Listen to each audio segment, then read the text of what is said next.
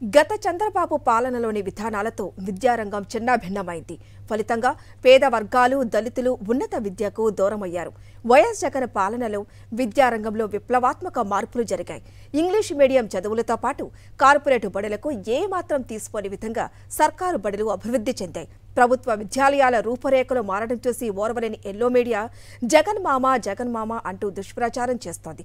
విద్యారంగంపై ఈనాడు వింత రాతల్లో నిజమేంతో చూద్దాం. వైఎస్ జగన్ పాలనలో నాడు నేడుతో పాఠశాల రూపురేఖలు మారిపోయాయి. ఒకటి కాదు, రెండు కాదు, ఏకంగా రాష్ట్రంలోని 45,000 ప్రభుత్వ పాఠశాలల్లో 1 నుంచి 10వ తరగతి వరకు ఇంగ్లీష్ మీడియం చదువులు అందుబాటులోకి వచ్చాయి. కుల, మత, ప్రాంత రాజకీయాలకు తావు లేకుండా 47 లక్షల మంది పిల్లలకు సమాన అవకాశాలు కల్పించింది వైఎస్ఆర్సీపీ ప్రభుత్వం. జగనన్న అమ్మఒడి, విద్యా కానుక, ఉన్నత విద్యకు ఫీజు రియంబర్స్మెంట్, ఇలా ఒక్కటేంటి, చదువుకోవాలనే ఆశయం ఉన్న ప్రతి ఒక్కరికి ఉచితంగా విద్యనందిస్తోంది. విదేశాల్లో చదువుకునేందుకు ఏకంగా 1,25,00,000 రూపాయలు ఫీజును చెల్లిస్తోంది. ఐక్యరాజ్య సమితిలోనూ ఏపీ చదువులు ది బెస్ట్ అని అనిపించుకుంది. ప్రపంచ స్థాయిలో ఆంధ్రప్రదేశ్ విద్యారంగం దూసుకుపోవడాన్ని ఎల్లో మీడియా పెద్ద రామోజీ జీర్ణించుకోలేకపోతున్నారు. ఎస్సీల్లో పుట్టాలని ఎవరైనా కోరుకుంటారా అన్న కుసంస్కారి చంద్రబాబును భుజాన వేసుకుని సంఘ సంస్కర్త అన్నట్టుగా డబ్బా కొడుతోంది ఎల్లో మీడియా. బెస్ట్ అవైలబుల్ స్కూళ్లను అటకెక్కించారంటూ కొత్తగా తప్పుడు రాగం అందుకుంది. దళిత, గిరిజన బిడ్డలను చదువులకు దూరం చేశారంటూ వంటకాలు వండుతోంది. అట్టడుగు వర్గాల యువతకు అందించే విదేశీ విద్యా పథకంపైన ఈనాడు విషం చెమ్మింది. టీడీపీ ప్రభుత్వం విదేశీ విద్యా పథకాన్ని అవినీతి అక్రమాలకు నిలయంగా మార్చేసింది.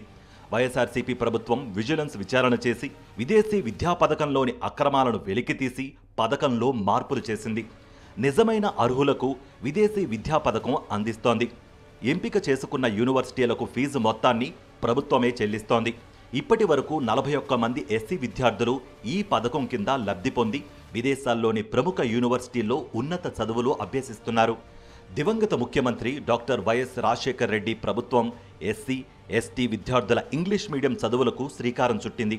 వాటిని బెస్ట్ అవైలబుల్ స్కూల్స్గా పేరు మార్చిన చంద్రబాబు తన కూటమి సభ్యులు నడుపుతున్న 383 ప్రైవేట్ స్కూళ్లలో ఎస్సీ, ఎస్టీ విద్యార్థులను చేర్చి నిరుపేద విద్యార్థులకు బెస్ట్ ఇంగ్లీష్ మీడియం చదువులంటూ భారీగా నిధులను దోచేశారు.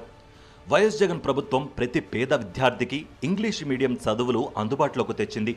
రాష్ట్రంలో దాదాపు 45,000 ప్రభుత్వ స్కూళ్లలో ఇంగ్లీష్ మీడియం బోధన జరుగుతోంది. 47 లక్షల మంది విద్యార్థులకు నాణ్యమైన చదువులు అందుతున్నాయి.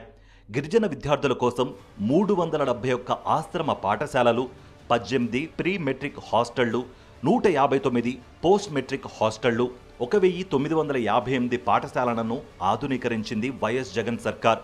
వారి భోజన సదుపాయాల కోసం 2023 విద్యా సంవత్సరంలోనే 920.31 కోట్ల రూపాయలు ఖర్చు చేసింది.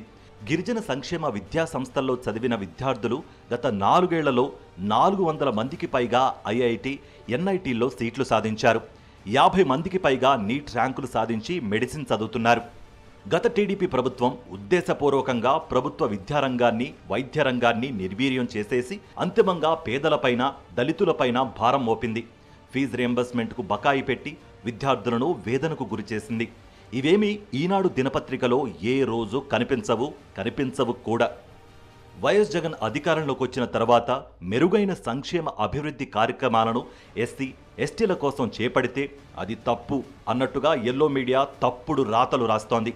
గతంలో కనీస ప్రమాణాలు లేని స్కూళ్లకు బెస్ట్ అవైలబుల్ స్కీమ్ను అమలు చేసి నిధులను దోచుకున్నారు. ఇప్పుడు విద్యార్థులందరికీ నాణ్యమైన చదువులు అందుతున్నాయి. డిజిటల్ తరగతి గదులు, ఐఎఫ్పి స్క్రీన్లు, ఇంటర్నెట్, విద్యార్థులకు ట్యాబ్లు, bilingual text books, dictionary, uniform, షూస్తో విద్యా కానుక అందిస్తున్నారు. టోఫెల్ శిక్షణను కూడా ఇస్తున్నారు.